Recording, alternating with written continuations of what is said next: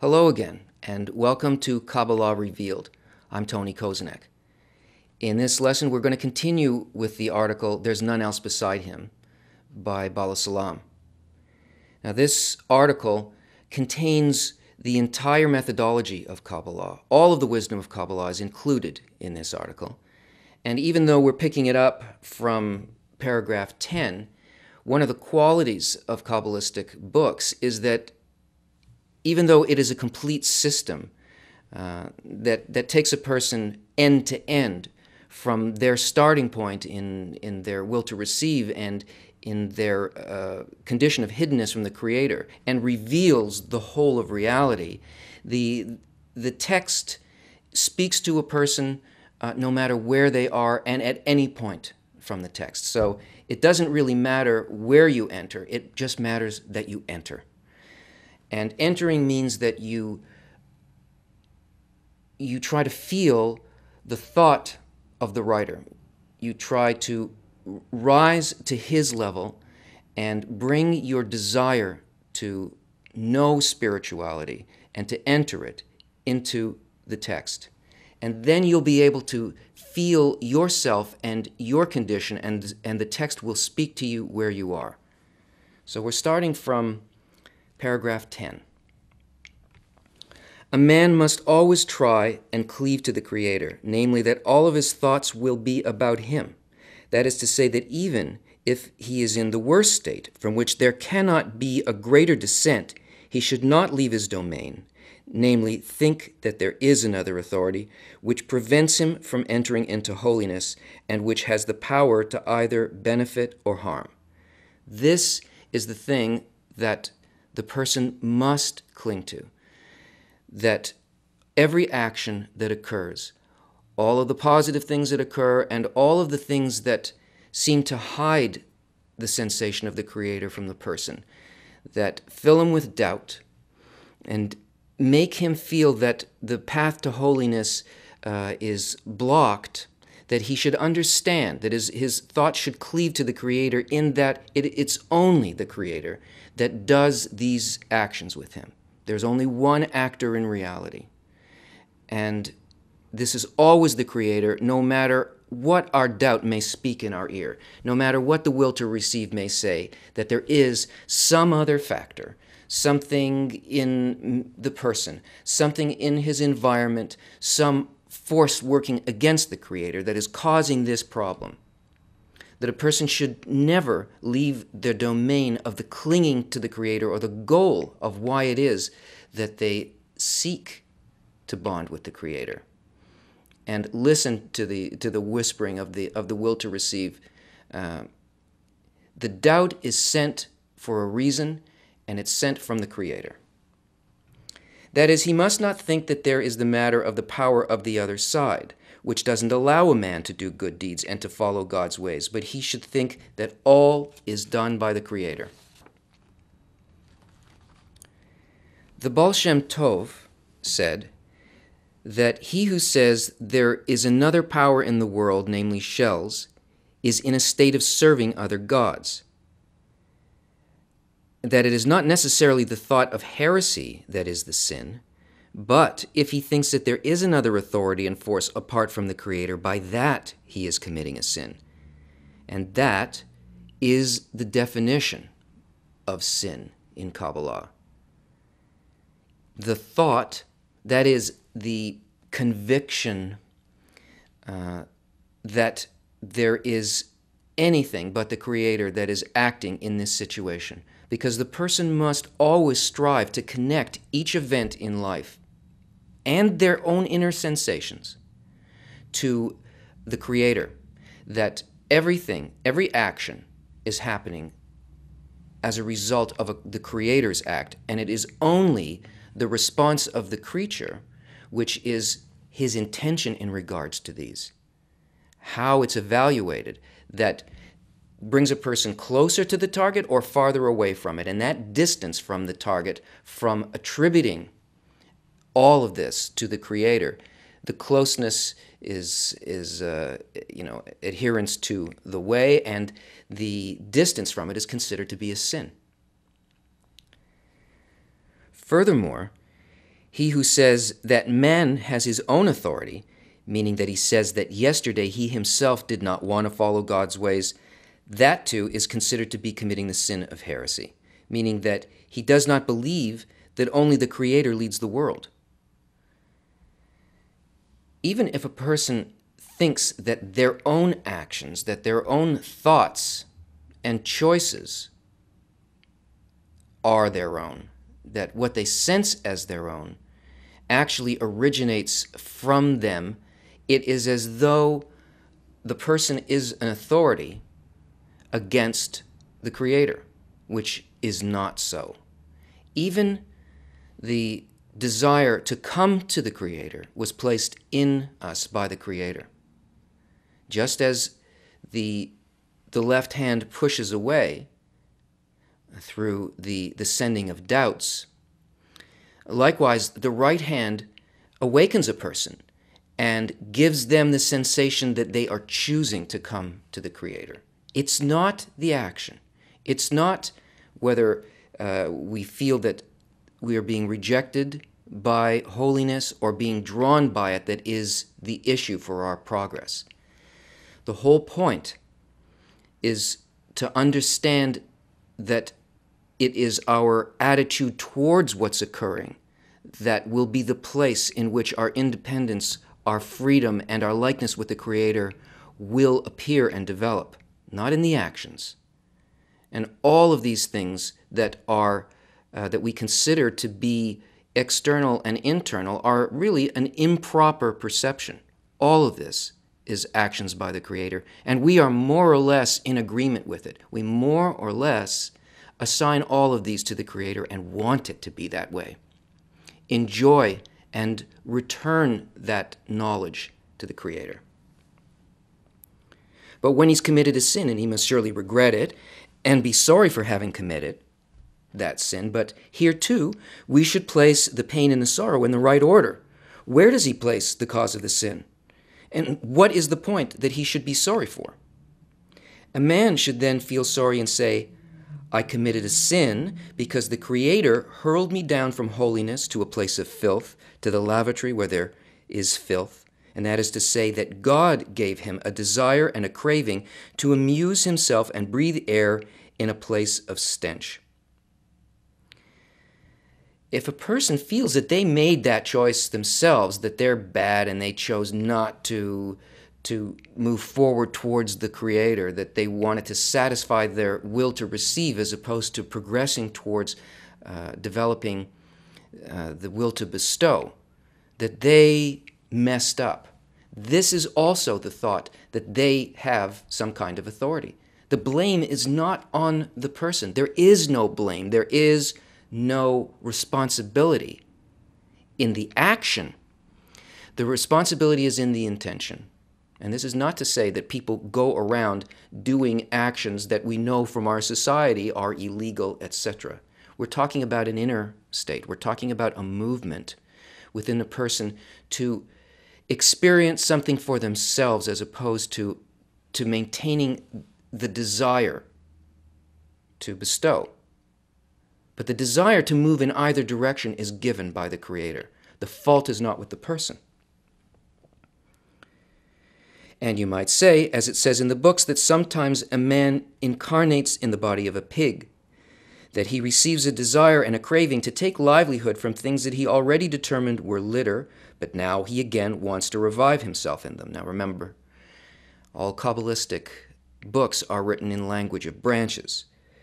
To reincarnate or to incarnate means to use a particular desire, to identify with a particular need and a particular delight, that is, its filling. And in this case, it is the reason for something. So if a person incarnates in the body of a pig, that is to say, it's a lower state than the state of a human. The desire is a desire for self-fulfillment on the simplest kind of level of self-satisfaction. And the person already knows, because of their goal, that their goal is above the level of animal desires, that it is a human desire, that what a person is attempting to do is to develop a soul, which is the human level of spirituality. And yet, he finds himself taking sustenance from something that he already has determined is not his goal. Still, it's not the man who did this. The Creator hurled me down to a place of filth. We don't need to worry about these states. The only thing that we need to do is to relate them all to the Creator. That's where our ascent is. That's where the path towards spirituality is, not in the externals. And also, when a man feels that he's in a state of ascent and he tastes some good flavor in the work, he must not say, now I'm in a state where I understand that it is worthwhile to worship God. Rather, he should know that now the Lord fancied him. And for that reason, he draws him near, which is the reason why he tastes the good flavor in the work. And he should be careful never to leave the domain of holiness and say that there is another operating force besides the Creator.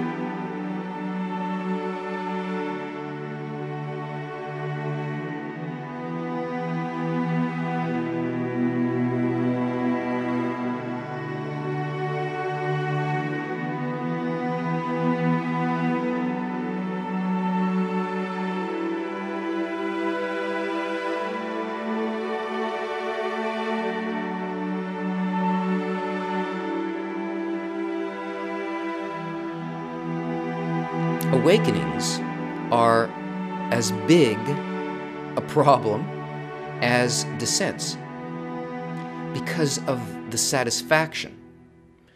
And the problem that can occur within us as we progress, to be satisfied at a certain level and remain still in that satisfaction, and to lose a connection with the Creator and believe that, well, now that I've had some kind of ascent, my intellect is full. Because when a person studies Kabbala, they become a lot smarter. You begin to see how systems work. You incorporate the intelligence of the whole system in you because you agree with it, basically. But that doesn't give you any advantage over anybody else. You cannot progress in the Kabbalistic work or in the work towards spirituality but with any special talent. No special talent is required. The simplest man with the proper attitude can reach the highest levels. And the idea that now one understands something as a result of awakening is to worship other gods. It's to believe in another force other than the Creator. Anytime there is awakening, it's not because you did something. It's because there was an action by the Creator, the right hand of the Creator, drawing a person forward. This means that the matter of finding favor in the eyes of the Lord, or the opposite, doesn't depend on man himself, but everything depends on God. And man, with his external mind, cannot comprehend why now the Lord likes him, and after that he does not. That's actually the problem, because our perception of good and bad and the reasons for things according to our will to receive, which really constitutes our mind,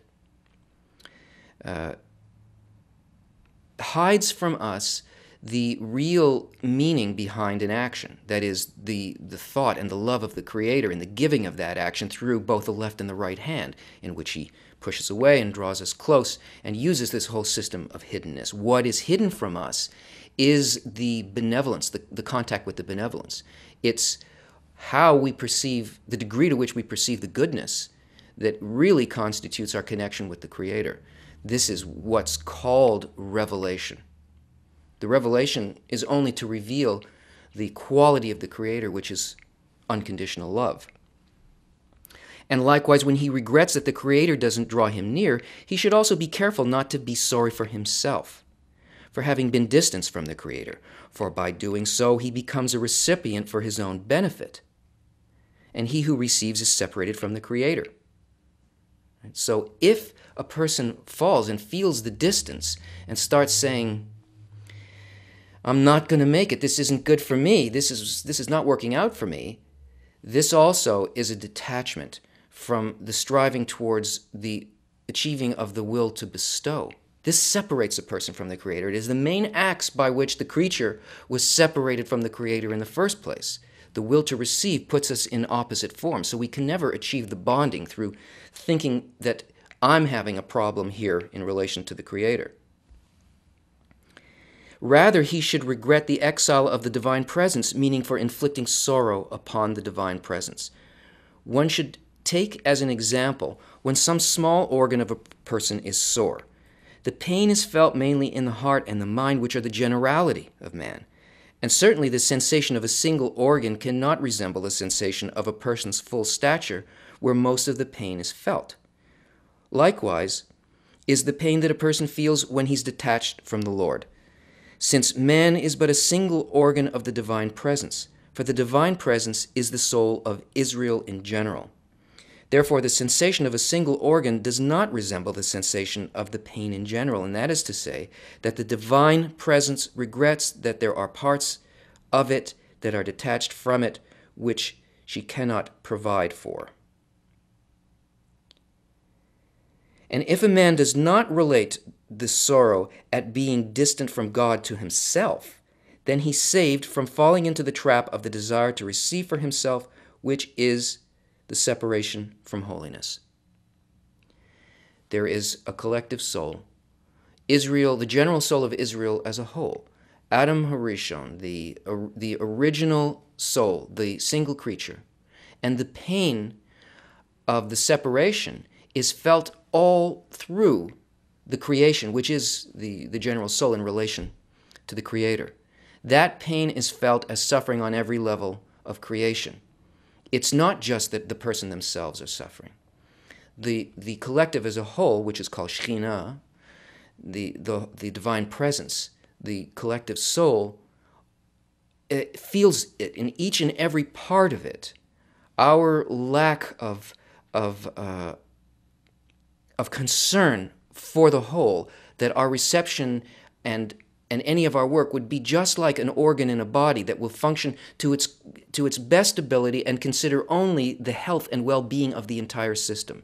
If we can feel our sorrow and detachment on behalf of the sorrow and detachment of the whole, which cannot feel itself as whole, then we're not just thinking about ourselves. And this prevents us from making that primary mistake.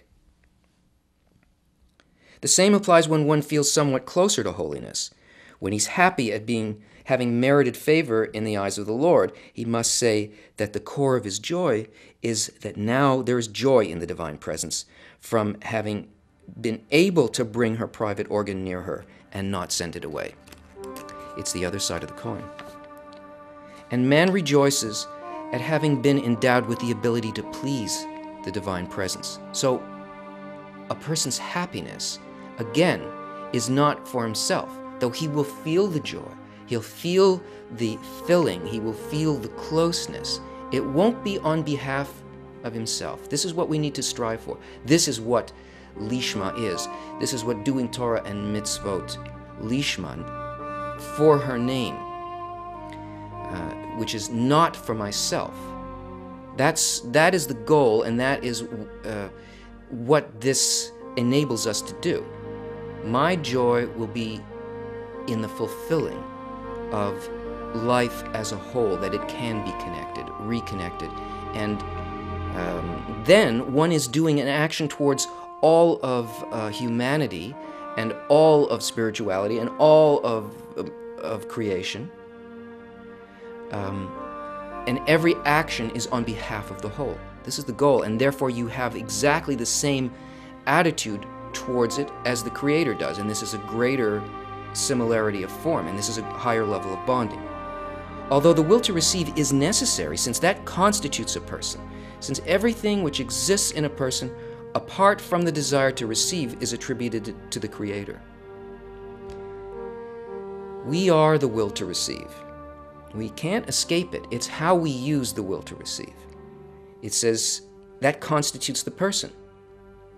And yet, everything that's not the creature or the will to receive, everything that is not that, is the Creator. It's all attributed to Him. All action, all everything that we feel as outside, those are actions of the Creator, guiding reality to bring us to complete fulfillment of the thought of creation. Nevertheless, the will to receive pleasure should be corrected to a form of bestowal. That is to say that the pleasure and the joy taken by the will to receive should be intended to bring contentment above, because there is pleasure below. For that was the purpose of creation, to benefit His creations. And this is called the joy of the divine presence above. This is the meaning of giving joy to the Creator. This is the meaning of giving joy to the Shekhinah. For this reason, man must seek advice as to how he can cause contentment above. And certainly, if he receives pleasure, contentment will be felt above. And therefore, he should long to always be in the king's palace and have the ability to play with the king's treasures. What are the king's treasures? These greater and greater levels of the will to bestow. This greater and greater similarity of form with He who set the entire system in motion. And that will certainly cause contentment above.